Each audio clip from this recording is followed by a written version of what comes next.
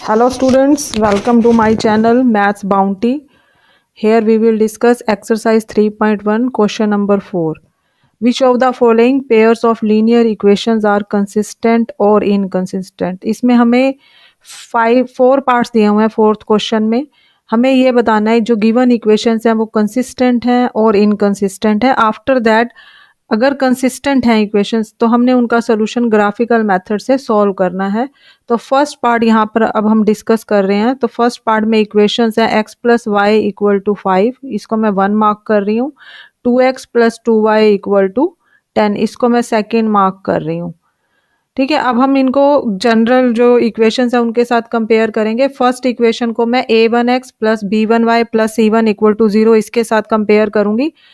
a1 x के साथ यहाँ कोफिशिएंट 1 है, y के साथ कोफिशिएंट 1 है. अब क्योंकि हमारा ये कांस्टेंट राइट साइड पे है, यहाँ पे प्लस c1 है, तो पहले मैं इस माइनस साइन को ही बैलेंस करूंगी. x plus y minus 5 equal to 0, 1 इसके साथ कंपेयर करेंगे.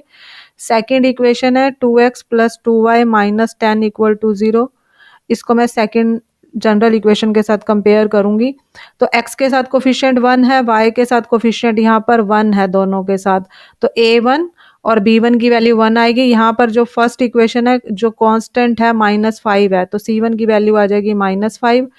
यहाँ पर x के साथ कोफिशिएंट 2 है, तो a2 की वैल्यू आ जाएगी 2. y के साथ कोफिशिएंट 2 है, b2 की वैल्यू आ जाएगी 2.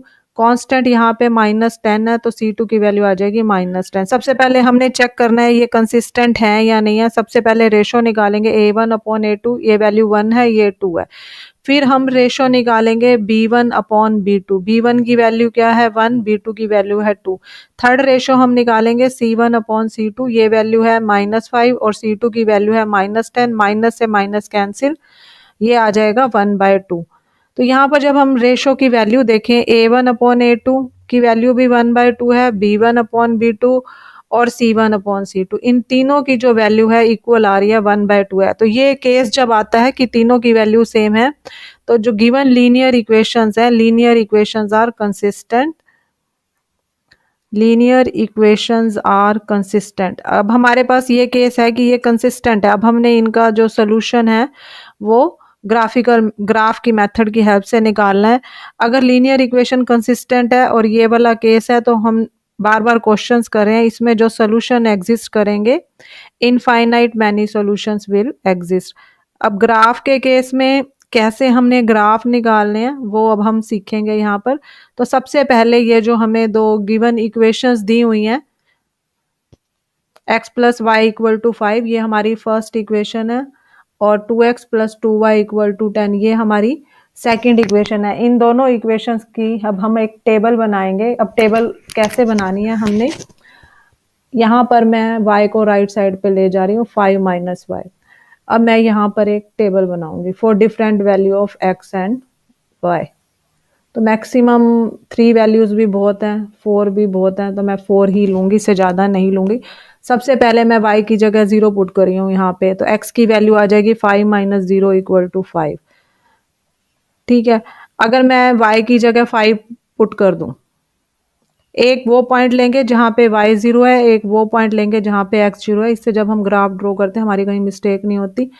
तो मैं y की जगह अगर 5 यहाँ पर पुट कर दूँ इस इक्वेशन में, तो x की वैल्यू आ जाएगी 5 माइनस 5 इक्वल टू 0. तो मैं 2 पॉइंट्स तो वो लूंगी, एक पॉइंट जहाँ y 0 है, एक पॉइंट जहाँ पे x 0 है.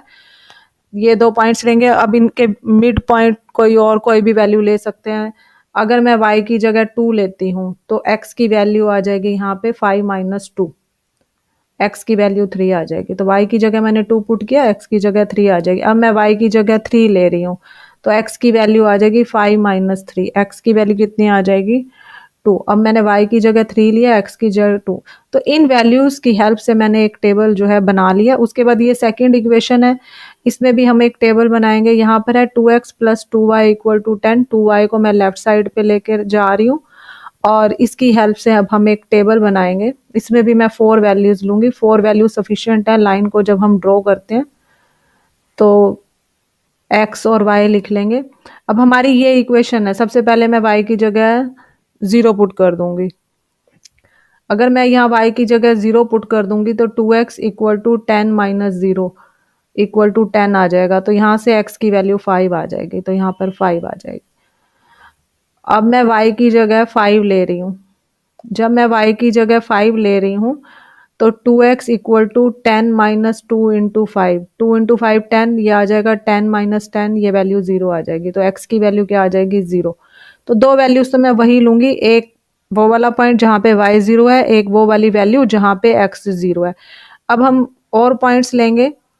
अब मैं y की जगह ले रही हूँ, यहाँ पर y की जगह मैं 3 ले लेती हूँ, तो x की वैल्यू आ जाएगी 10 माइनस 2 इंटू 3, 2 इंटू 3 क्या होता है 6, 10 माइनस 6 4 आ जाएगा, x इक्वल 2x है यहाँ पे, 2x इक्वल टू 4, इसको सॉल्व करेंगे x की वैल्यू 2 आ जाएगी। तो जब मैंने y की वैल्यू 2 ली है, x की जगह 2 आ रहा है। उसके बाद नेक्स्ट वैल्यू हम ले रहे हैं, हम ले लेते हैं यहाँ पर y की जगह मैं 4 ले लेती हूँ, कोई भी वैल्यू ले सकते हैं, पॉजिटिव नेगेटिव। y की जगह मैं 4 ले रही हूँ, तो 2x इक्वल टू आ जाएगा 10 माइनस, ये जो हमारी इक्वेशन है 2 इंटू 4 आ जाएगा, 2 इंटू 4 10 माइनस 8 आ जाएगा, 10 minus 8 is 2, 2x equal to 2, x की वैल्यू आ जाएगी 2/2 इक्वल टू 1। जब मैंने y की जगह 4 लिया, x की वैल्यू 1 आ रही है, तो हमारा मेन पर्पज है इन इक्वेशंस को सॉल्व करना। ये वैल्यूज हमारी ठीक होनी चाहिए, x और y की डिफरेंट वैल्यूज लेके हमने दो टेबल बना लिए। अब इस टेबल की हेल्प से अब हम ग्राफ प्लॉट करेंगे। तो मैं थोड़ा सा आइडिया दे रही हूँ, जब हम ग्राफ प्लॉट करते हैं, ये हम लेते हैं x एक्सिस, ये अभी नेक्स्ट अच्छे से हम ग्राफ पेपर हमें मिलते हैं, ये हम वर्टिकल लाइन लेते हैं, इसको हम बोलते हैं y एक्सिस। यहाँ पर राइट साइड पे हम पॉजिटिव वैल्यूज लेते हैं x की, ये ओरिजिन है, यहाँ हम माइनस नेगेटिव वैल्यूज लेते हैं, इसको x डैश लिखते हैं।